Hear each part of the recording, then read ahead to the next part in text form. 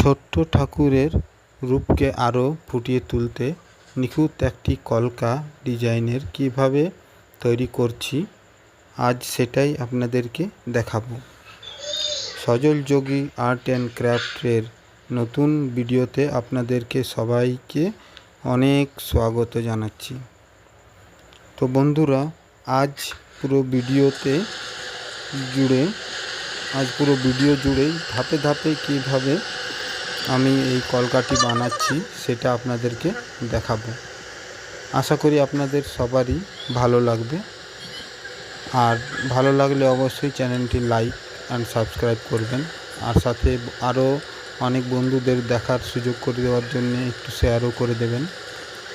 তো দেখুন আমি কিভাবে এই কলকাটা প্রথমে ড্রয়িংটা করে নিয়েছি, তারপরে করার পরে এইভাবে কাঁচি দিয়ে কাটিং করছি। এইভাবে কাটিংটা করার পর কাটিংটা দেখুন কিভাবে কাটিংটা করছি। কাটিংটার জন্য আমি ভিডিওটা স্কিপ করিনি, কাটিংটা পুরোটাই দেখিয়েছি। আপনারা যদি এভাবে কাটিং করতে পারেন তাহলে খুবই ভালো। আপনাদের নিজেদের বাড়ির প্রতিমার জন্য আপনারা এরকমভাবে কলকাও তৈরি করতে পারেন। দেখুন কীভাবে বানাচ্ছি আমি।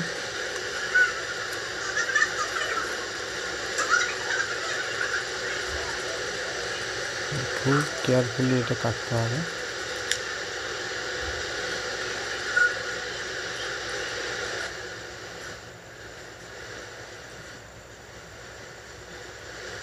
দেখুন পুরোটা কাটিং হয়ে যাওয়ার পর কেমন লাগে, কেমন দেখাচ্ছে সেটা দেখবেন, আপনাদের সবারই ভালো লাগবে। ভিডিওটি কেউ স্কিপ করবেন না, পুরো ভিডিওর সাথে থাকুন, তাহলে পুরোটাই বুঝতে পারবেন যে আমি কীভাবে তৈরি করেছি। দেখুন কলকাটি কীভাবে কেমন দেখাচ্ছি। এইভাবে আমি এবারে ক্যালিকল দিয়ে এই কলকাগুলোকে আঠা দিয়ে দেব। দেখুন এইভাবে আঠাটা দিচ্ছি, আমি আঙুলে করেই দিই আঠা। আরও অনেক শিল্পী বন্ধুরা আছেন যারা ব্রাশ ইউজ করেন। আমি ব্রাশ ইউজ করি, তবে যদি কোনো কিছু হয়, বড় সাইজের সাইজ, তাহলে আমি ব্রাশ দিয়ে ইউজ করি। এটা যেহেতু ছোট্ট সাইজ, তার জন্য আমি আঙুল দিয়ে হাত দিয়ে এটা করে দিচ্ছি। ক্যালিকলটা এইভাবে মাখাতে হবে।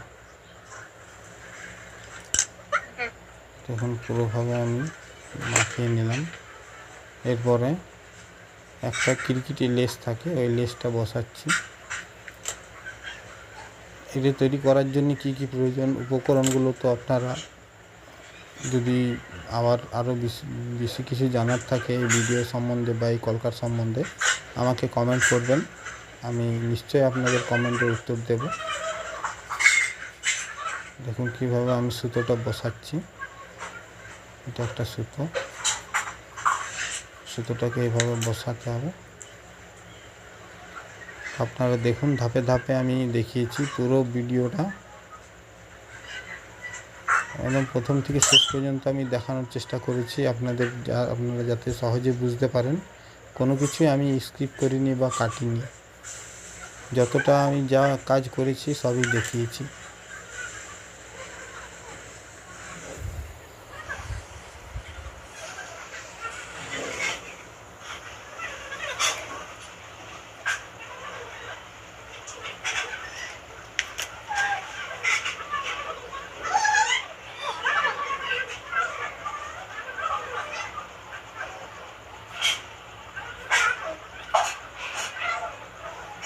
বন্ধুরা দেখুন, এটা হচ্ছে জরি সুতোটা বসাচ্ছি।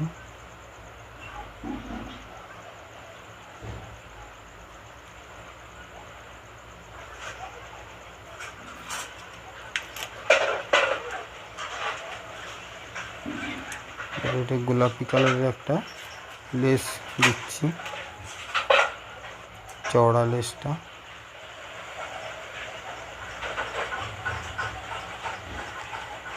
তারপরে এটা ফেভিক্রি বলে একটা আঠা থাকে, ফেভিক্রিটা দিয়ে দিচ্ছি, কারণ এটা তো মোমমালা বস করাবো, তো মোমমালাটা কেলিকলটাতে খুব একটা শক্তভাবে ধরে থাকে না, ছেড়ে যায়।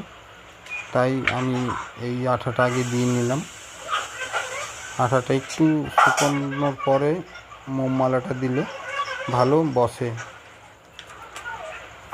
তাই একটু শুকানোর জন্য আমি ছেড়ে দিলাম। ততক্ষণ আমি অন্য কাজ করছি।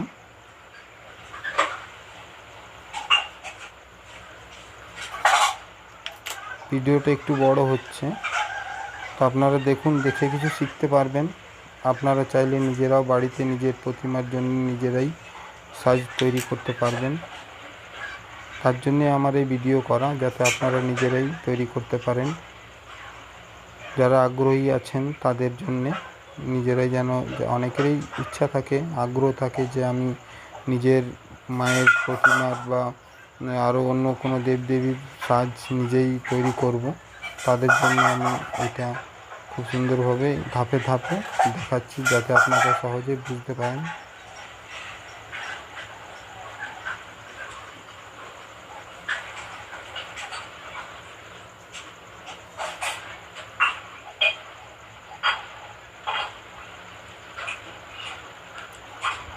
এবার মোমমালাটা লাগাচ্ছি, দেখছেন।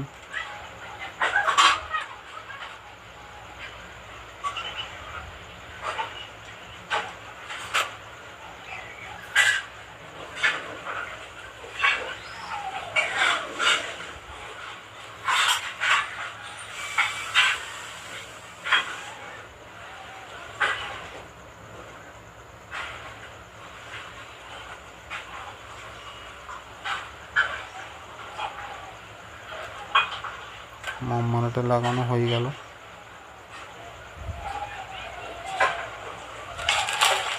তারপরে পুঁতি দেব এইসব জায়গাগুলোতে।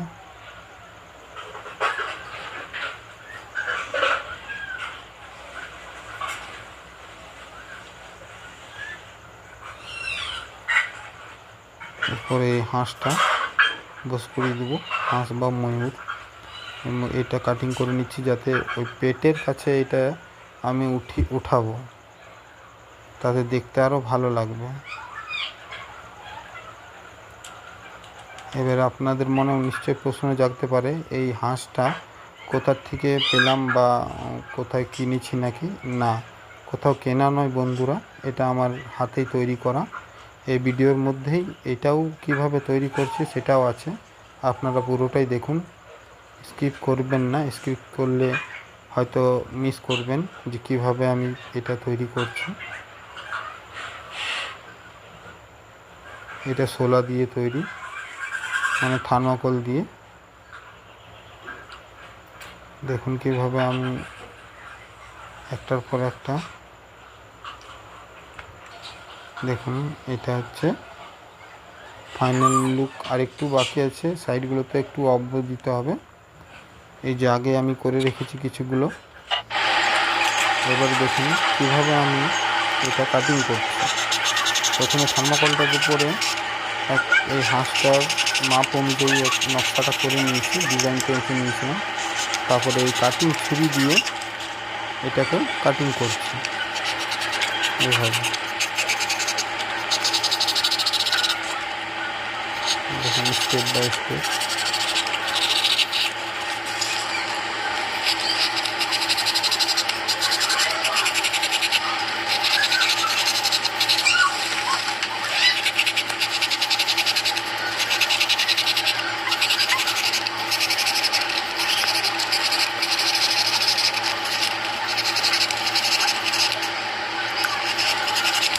এই ভিডিওটা আমি এটা কিভাবে তৈরি করতে হয় একটা আগেও ভিডিও বানিয়েছিলাম, আপনারা সেটাও দেখতে পারেন।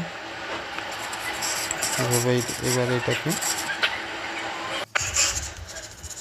বন্ধুরা দেখতে পাচ্ছেন কীভাবে আমি এটাকে সাইড থেকে ছিলে এর আকৃতিটা দিচ্ছি।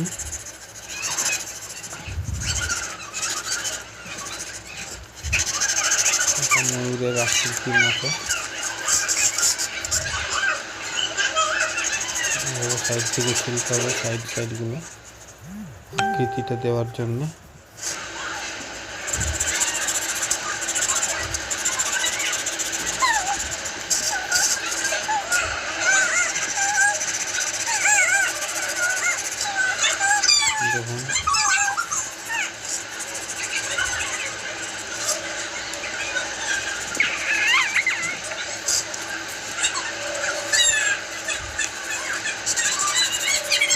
ছুরিগুলোকে একবার ভালো করে যাতে রাউন্ড শেপটা বোঝা যায়।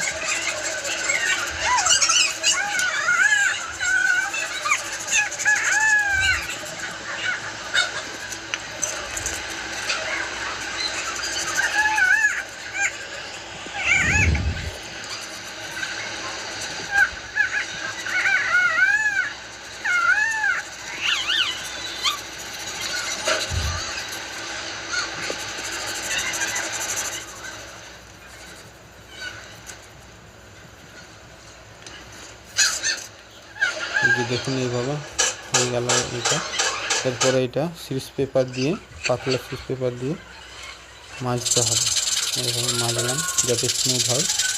এই যে ছুরির যে দাগটা, চাকুর যে দাগটা আছে সেটা সিরিজ পেপার দিয়ে মেজে এটাকে প্লেন করছি, প্লেন করার চেষ্টা করছি যাতে রঙটা করার সময় রঙটাতে কোনো আপ ডাউন বা কোনো রাফ টাইপের কিছু যেন না বোঝা যায়।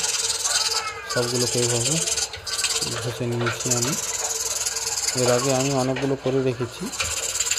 এটা দুই মুখের হয়েছে, দুই সাইডে, মানে দুই সাইড থেকেই এটা ইয়ে করা যাবে।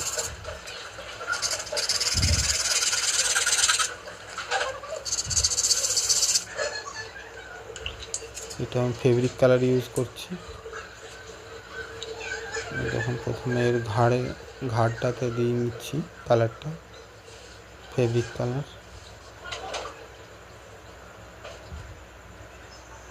এভাবে স্কাই ব্লু ফেব্রিক কালারটা দিয়ে নিচ্ছি।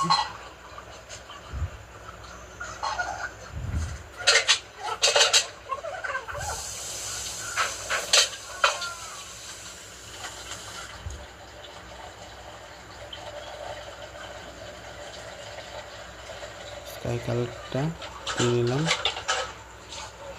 এবারে ইয়েলো কালার দেবো ডানাটাতে আর ঠোঁটটাতে, আর ওই যে চুটকি মতো আছে ওই চুটকিটাতে ইয়েলো কালারটা দেবো।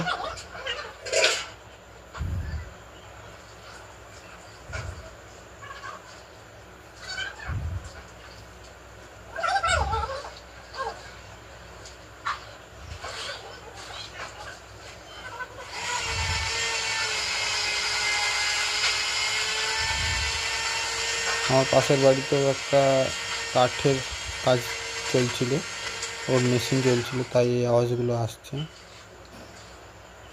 জলটা কমে গেছিলো, জল নিয়ে নিলাম, একটু পাতলা করে নিলাম জলটা দিয়ে।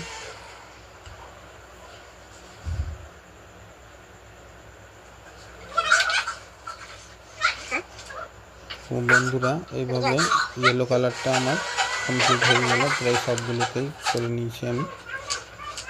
এবারে দেখুন দানাটা এবারে একটু ডেকে দেবো, দানাটা কীভাবে, দানাটা কেমন হয় সেভাবে দানাগুলোকে ডেকে দিচ্ছি।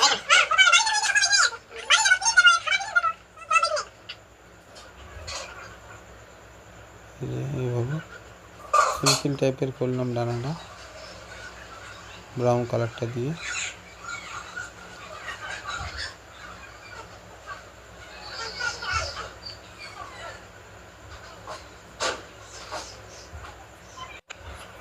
বন্ধুরা তোমাদের এই ভিডিওটা কেমন লেগেছে সেটা অবশ্যই কমেন্ট করে জানাবেন, আর ভালো লাগলে লাইক অ্যান্ড সাবস্ক্রাইব করবেন। চ্যানেলে নতুন এসে থাকলে অবশ্যই সাবস্ক্রাইব করবেন আর বন্ধুদের সাথে শেয়ার করে দেবেন।